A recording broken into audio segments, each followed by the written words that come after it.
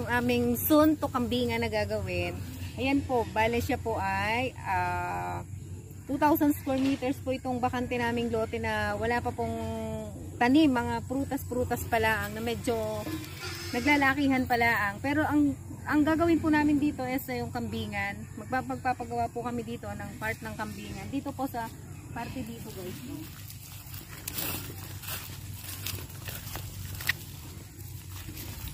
Ayan, dito po sa bakanting lote na to.